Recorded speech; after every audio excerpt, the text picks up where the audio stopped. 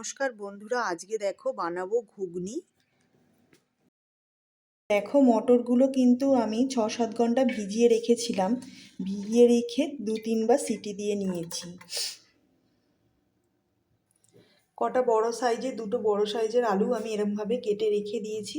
এবার তেলটা গরম বসিয়েছি, এরপর এটা ভেজে নেব। তেলটা গরম হয়ে গেছে, এবার আলুটা ভেজে নেব। এবার এটার মধ্যে 1 টিস্পুনের মতো আমি লবণ দিয়ে নেব, আর 1 টিস্পুনের মতো আমি এখানে হলুদ দিয়ে নিলাম।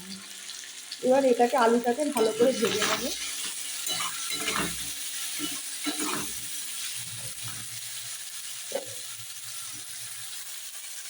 আলুগুলো ভেজে ভালো করে তুলে নিয়েছি।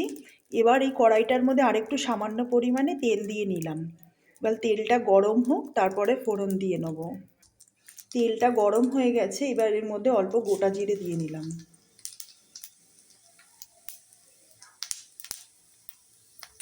এবার পেঁয়াজ কুচি করে রেখে দিয়েছিলাম, সেটা এর মধ্যে দিয়ে দিলাম।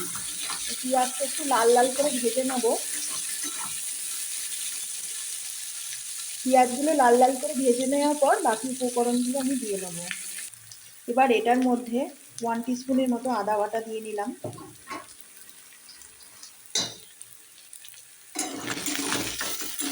আদাটা ভালো করে ভেজে নেব পেঁয়াজটার সঙ্গে।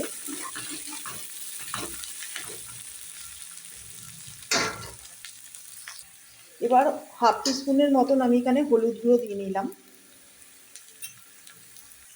আর 1 টিস্পুনের মতো আমি এখানে জিরের গুঁড়ো নিয়ে নিলাম। আর এখানে একটা টমেটো আমি কুচি করে রেখে দিয়েছিলাম এরকম, সেটাও এটাকে এর মধ্যে দিয়ে দিলাম। এবার সমস্ত উপকরণগুলো আমি ভালো করে ভেজে নেব।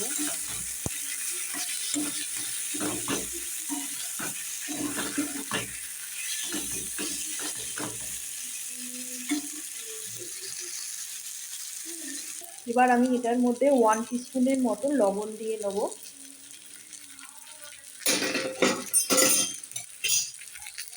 এবার আমি 1/2 টিস্পুনের মতন একটু চানা মশলা নিয়ে নিলাম।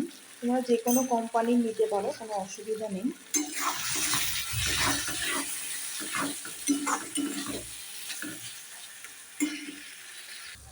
আর স্বাদটা একটু ব্যালেন্স করার জন্য এখানে আমি অল্প একটু চিনিও দিয়ে নিলাম। মশলাটা কিন্তু ভাজা হয়েই গেছে, তেল ছাড়ছে দেখো, তার মানে মশলাটা ভাজা হয়ে গেছে। এবার আমি যে মটরটা সিদ্ধ করে রেখে দিয়েছিলাম, দেখো আমি মশলা আর আলুটা, মটরটা যে সিদ্ধ করে রেখে দিয়েছিলাম সেটার মধ্যে দিয়ে নিয়েছি। এবার আমি এটা একটার মতো সিটি দিয়ে নেব। আর ঘুগনিটার মধ্যে নামানোর পর একটু গরম মশলার গুঁড়ো ছড়িয়ে নিলাম। দেখো ঘুগনিটা পুরো কমপ্লিট হয়ে গেছে। এবার আমরা পরোটার সঙ্গে এটা সার্ভ করে নিচ্ছি। আজকের ভিডিওটা বন্ধুরা তোমাদের কেমন লাগলো সেটা কিন্তু অবশ্যই আমাকে কমেন্ট করে জানিও, আর লাইক আর সাবস্ক্রাইব করতে কিন্তু একদমই ভুলবে না।